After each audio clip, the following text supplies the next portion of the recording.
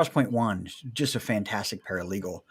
So we were talking to paralegals yesterday on the show. So yeah, we'll just let Ryan in whenever he gets here. So hey everyone, he's late. Yeah, that's okay. Hey everyone, I am Jim Gast, and I got a question for you. First off, I'm going to make a statement before the question. It's simple. If you ain't growing, you're dying. And that's just a simple fundamental in nature. Are you having problems getting sales right now?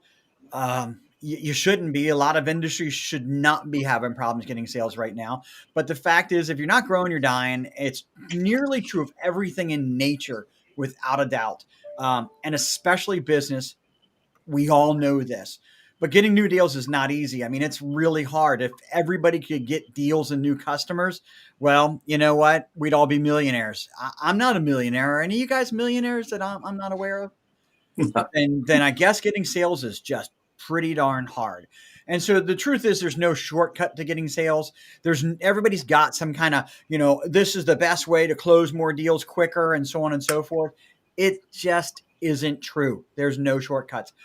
But, and a big exclamation point on that, there are things you can do to improve your chances of closing deals. And that's what me and the Reboot Crew are going to talk about today. But before we get started, welcome back to the Reboot. I'm Jim Gast, and I appreciate you joining us. So the Reboot is here every week to help business owners and business principals make better decisions that are important to their businesses in the areas of marketing, sales, operation, human resources, technology, cybersecurity, so on and so on and so forth. We are all business owners, and we have to make these decisions every day. We interact with business owners all the time, and they need to make these decisions. So we're really good at it. And joining me today are my friends. Hey, I'm Dave Groot with WinStar Technologies in Culpeper, Virginia. I'm David Luft with LDD Consulting out of Albuquerque, New Mexico. I'm Stephanie Groot with WinStar Technologies in Culpeper, Virginia. Brian Bradley, BNLPC Solutions on Long Island in New York. And of course, I'm Jim Gast with SpliceNet Consulting. Today's show is 10 tips to close more sales. Guys, I'm going to start us off. I just love this tip. Believe it or not, we're doing it right now. LinkedIn is a tremendous resource in so many different ways. We're live streaming to LinkedIn. We're live streaming to Facebook. We're live streaming to YouTube. And we can be live streaming to a bunch of other platforms. My tip is network with LinkedIn. Why do we want to network with LinkedIn? In my opinion, not because we're going to get sales directly from it, but we're going to meet people. We're going to get name recognition. And the reason we live stream, one of the reasons we live stream should be no secret to anyone. We want reputation. We want people to know us. So I believe by getting yourself out there and letting people see and hear from you before you even try to sell them, I think that that's a better sales tip than some of the things that I've done in the past, right? Anyone else? I think you should just bring your dog with you. My wife recommended it today. We've got an ugly sweater for the dog that we're going to probably put on it, and I'll bring it on the show the next time. I think that works. Certainly. No, everybody likes puppies, right? Yeah. I get those puppy pictures on LinkedIn, and I get a lot of response to those puppy pictures. I don't know why. Everybody likes a puppy, I suppose. Right. Anybody else got a great sales tip? Something they've done for years that just works? What do we do when an opportunity goes quiet? Do you guys have processes and techniques for that? I think the biggest thing is just being super responsive. The faster you can help somebody, they just appreciate the heck out of that. And then, it's been a balancing act in our industry, and I kind of struggle with it, but I've been trying to, remove barriers, right?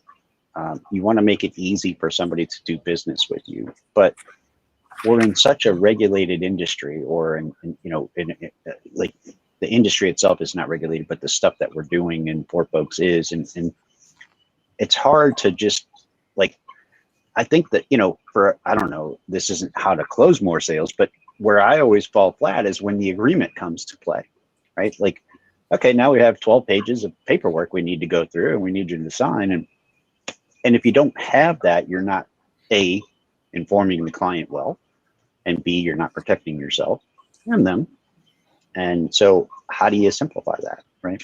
Because removing barriers is a big thing. I mean, I think that's how you close more sales. You make it easy to do business. People like convenience.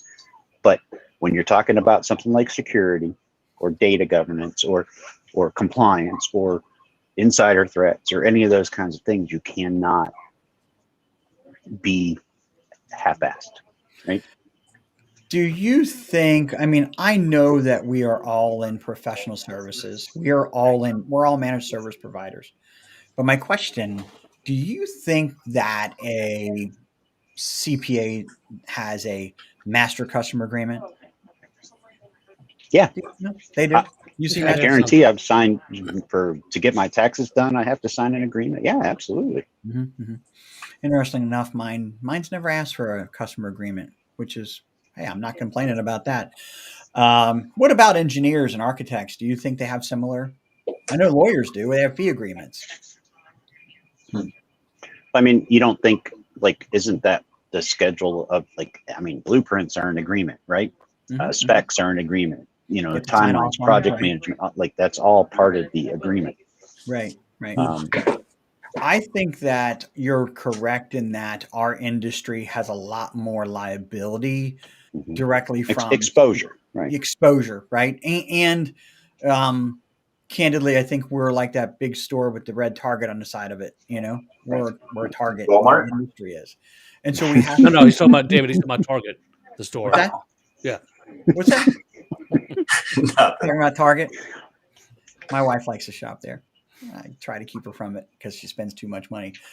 But I digress. No, we're in an industry that's not regulated necessarily, but we need to act like we are. And so it is tough when we have to put down those pieces of paper in front of But I think that's towards I think that's kind of obviously post engagement, and that's at the contract signing. So but it's hard enough to get to that point. I mean, we know it's a rigorous task, the amount of marketing that we do and phone calls that are made just to get an appointment. You get that appointment, it may not be a fit even after you do your diligence beforehand. So Jim, one of the things that we do is you try to find something unique about your company or your services versus a competitor to try to close a deal. Like one of the things we do is we get full vetted reports on our vendors. So all of our vendors go through an annual process with the company we engage with, and they do diligence on that vendor, make sure that all their boxes are checked. And once they are, we get the seal of approval. We provide that to prospects. But that's a huge differentiator that a lot of our competitors don't do. So you have something like that. You find something, when you're up looking at buying a car, for example, it comes down to what? Price. I mean, that's really what you're shopping for. Whereas here, you want to make sure that you're offering the same services as a competitor, preferably something a little better and more tuned to their environment, but also come up with a differentiator. And one of the second things we do is and we get beat up for it sometimes by you guys, but we don't charge an onboarding fee. So, we take that day, we tell the client there's a zero charge for that. We'll spend the day with you guys. I want the techs to get to know you, build a relationship, see how your office functions, spend the day and just learn your environment. And, we can easily charge, a contract price or daily rate for that. But the fact that we don't, and we market that, no onboarding fees ever. And we use that to our advantage. And I think that, those two little tips, come up with something and maybe give something away. We give out after we meet with somebody, we send out our boxes, our shock and awe box, right? So that's another great one right there. Swag. It has company branded books, pens, whatever it is. Just send something quickly though. You don't want to let a week or two go by. You want to keep it hot. Yeah, I think to increase your odds of closing, what I've learned recently is it's extremely important to start in the very beginning with numbers, right? Like be floating numbers in the conversation from the very start, because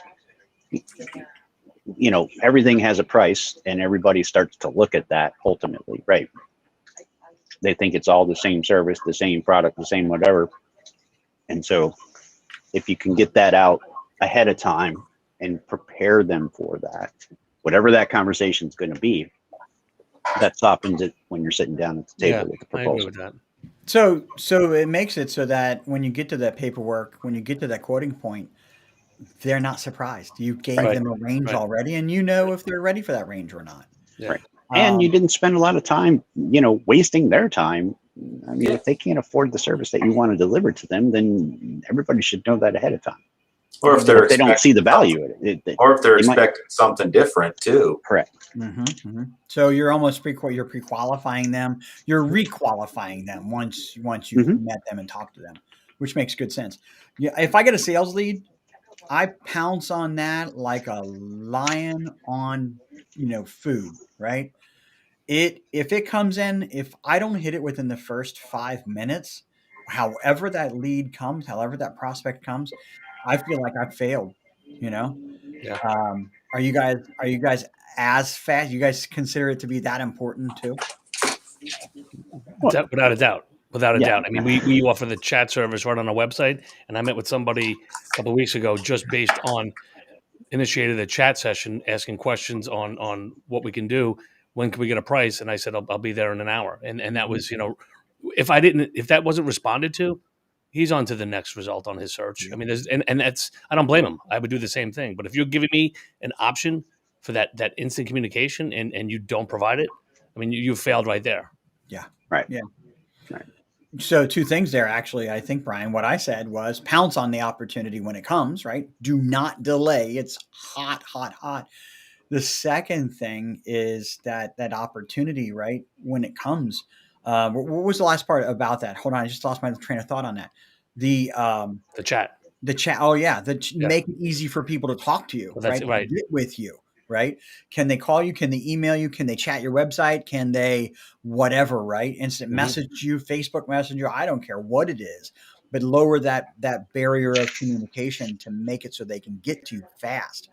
Because everybody has different modes of communication, right? I'll actually do text messaging right away. I don't mind that. I've done it plenty of times. We had an opportunity come in a few weeks ago that I took it right away, talked to the guy right away. First person they wanted to talk to, right? That they got to talk to. And he wanted something done that should have taken no less than 30 days. And he wanted a quote the next day. What a big deal had we had the right amount of time for it. But unfortunately, I told him I'm not going to be able to deliver that in 2 weeks unless you want to pay some super exorbitant price. And I was honest with him. So it's just as beneficial. You know what the guy said to me? He said, you know what? He said, I'm going to pass on you for this deal right here, but I'm going to call you back because I liked your honesty. Happened more than once. Yeah. When you say, I just can't do it, when you're honest with people, most people just say, I can, and move on and fail. Right. So, So Brian, learning to say no is what you're saying. Learning to say the right thing, the truthful thing. Yeah. If it is no, then it's no. Right. Yeah, just be honest. I've had customers say the same thing when we've told them, this is a mess, or no, I don't like that idea. They really appreciate the fact that you're not just agreeing with them, trying to seem like a salesman. And that's another great tip. Don't be a salesperson. You're a consultant. I mean, if somebody's asking you for a solution, asking you for something, you're consulting for them, and you just should be just direct and honest if you don't think it's the right thing to do. Brian, you said something a little bit ago and skimmed right over top of it. Tell us about the idea of not necessarily the exact what it is, because I know everybody does it different, but the idea of a shock and awe box. What would some other industries do with something like that? What is that? So it's basically some type of something tangible that you would send to the prospect after you have a meeting with them, and it's like for us, we send a box that's branded with our logo on it and all of our stuff all around it, and we fill it up with tchotchkes, all these all the swag and magazine. We have a magazine out there. You put your book in there. And it just along with that additional documentation about your company, or guarantee, a nice thick company branded folder with additional information on it.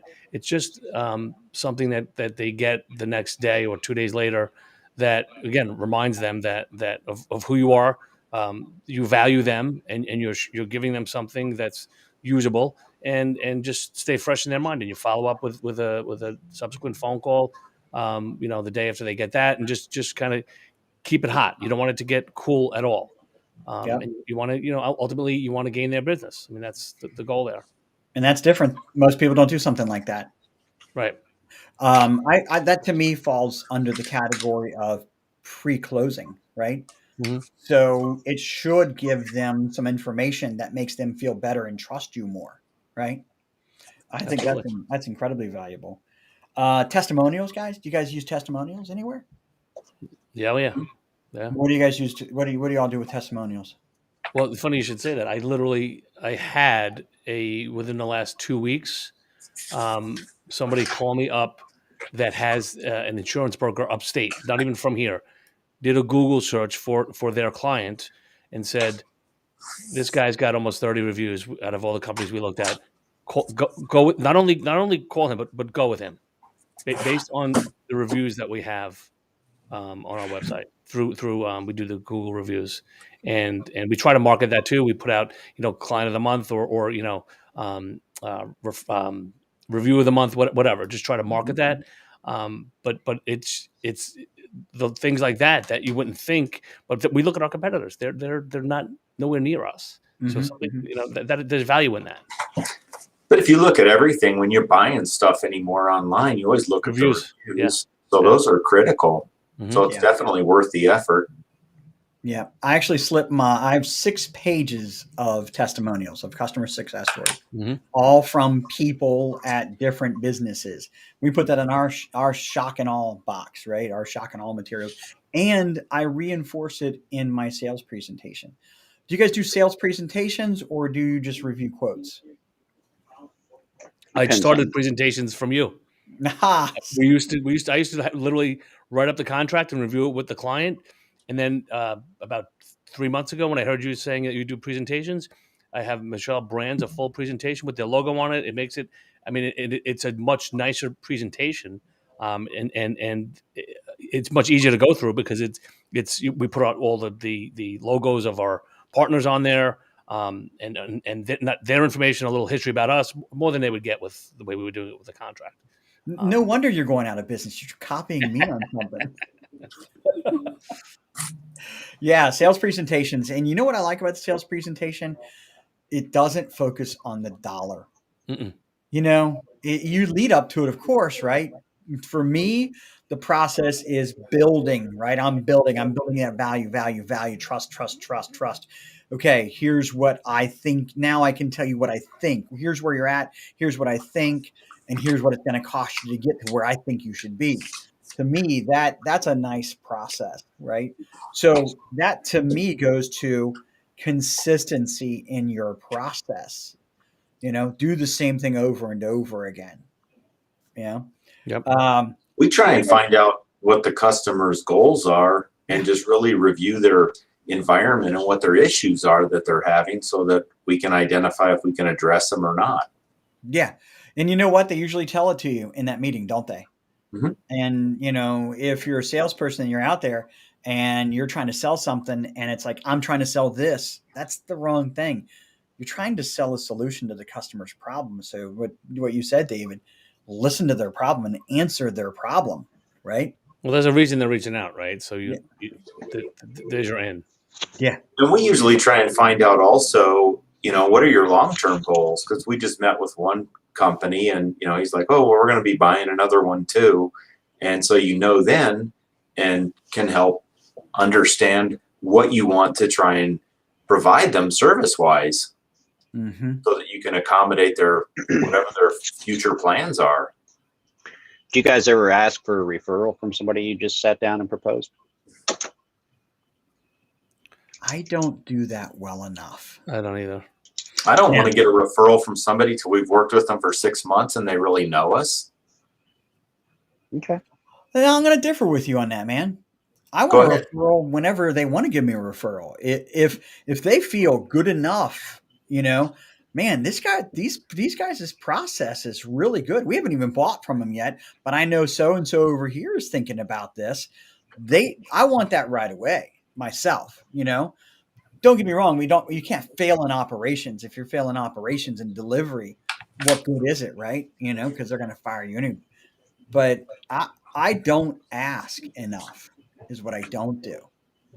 But David, at least you ask, right? Well, I can't say I do it well enough. I know I need to, but yeah. No, we'll reach out if we have customers that, I know they're really happy with us. And some people will tell us, if you ever need a referral, let me know. But I always like to wait. If they give me one and I haven't asked, that's fine. I'll take it. But I won't ask until we've been with them for like 6 months or so, because I want to make sure that they're actually happy. You know what? They'll never be more happy. This is a point right here. We all know this. They'll never be more happy than the minute they're signing that paperwork. At that point, they're the happiest, and you have to try to keep it up there. Well, that's true. That's right. You get a new car as you're leaving. The guy's like, "Here's my card. If you know anybody, and you get an email by the time you get home. They want more business. It's What about when they go quiet? What do you guys do when they go quiet on you? When somebody ghosts you? Send I love them that a word, very by the way, short email and just ask a very simple question. Yeah. Have you reconsidered or? Yeah. I have a ghost for the last 18 months. He's still haunting somewhere. They still reach out. What are you doing to reach out to him? Give us a simple example. Just forward my previous emails to him and along with his replies. He'll say to ping me in 2 months, 3 months. I'm in the middle of this, and just wanted to check in. I know that see if you're still interested. Number one, and if the response is always yes, we'll get there. And listen, it's you got to do it. It's Sure. all a lot of automation there. We have the tools, and that's important too. Something else to consider is some kind of tool set to be able to do these reminders for you and send out these emails and follow ups, so you don't have to preoccupy yourself with all this stuff that you have to follow up on. It's all there. It's all in the system. It makes it much easier. Yep. A CRM or a marketing system that tells you what to do instead of you having to remember what you have to do. Exactly. Yeah, exactly. Man, I think we're way past 10. We're way past 10 here. So we got 13 and a half. Were we supposed to stop at 10? No, we don't have it. Let's just keep going. I'm going to throw a couple things out there rapid fire. You guys know the Alligator email? Yes. I love the Alligator email. I'm going to tell you what, our mutual mentor, right? Robin Robbins, will plug her right here. She's fantastic. She taught us all about the Alligator email. And it's an email basically for somebody that ghosted you. Did you get eaten by alligators, right? And it's supposed to be funny. And it's actually pretty funny. Check here if you were eaten by alligators, and I should send flowers to your family. Check here, no, haven't been eaten by alligators, but you're going to wish I had been, because we're going to say no, we want another way. No, at least you got an answer. Or, check here if no, I haven't been eaten by alligators. We're just taking way too long and we're bogged down in the swamp or something like that. I will tell you that every time I send the Alligator email, I get a response, and always a positive one first, which is, that was funny. Thank you. Almost, right? And then I get the honest answer, and 80% of the time, the honest answer is, we're just taking our time. One time I got an honest response. The last time I sent it to somebody, you're just way too expensive. And it started a dialogue, So it's very offsetting. Another thing I do when I deliver a proposal, and there's variations on this, and if you guys have variations, I have a cake made up, a splice net cake made up. Then we cut the corner out of the cake, right? And I put a little piece of paper in there that restates their problems in a way that, then this is the solution to your problem. And essentially on the cake, I say, we're the missing piece. Of course, I have a branded piece of paper there, right? Now we get to taste test that corner because we get to keep it here at the office. And I send that cake to them right after I delivered the proposal that next day. So it's fresh in their mind. You guys ever do anything similar? Mm-mm. I've heard of people sending pizzas with a piece missing. I've heard of people sending a basket of green apples with one red one on the top, just showing that you're different in a way.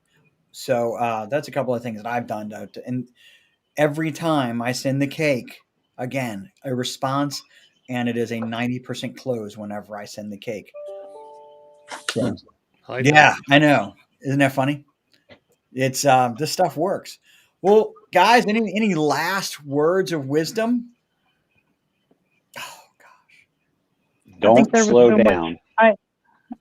I will say I've been kind of quiet, but I've been taking notes, and I just is listening to the people is the biggest thing. Listen to their pain points, being honest, listen to their goals too is a key, and I think that works into their budget, so you can reinforce the money of why the expenses cost this, and and the sales presentation that was really good. I think get experience losing deals, right? Find out why you're losing. And Right. go through that, and as much as it sucks, you'll get better. And you'll get better at presenting. Can I advise you not to go try to lose sales to get the No, experience? No, if I miss out on a sale for whatever reason, I just go back and ask them, who did you go with? Right. What was the main reason? Yeah. And, I don't try and resell them. Right. Just make sure they know you're there. David agreed. I agree. Never give up. I will email cold opportunities that didn't close or said no year after year after year. I'm working on 3 of them right now, and or people that have actually let us go. Hey, we're different. We've changed, so on and so forth. And the grass isn't always greener on the other side. You're right. You guys, all these are fantastic points. You're right, everyone. Listen, thanks again for joining us on the Reboot.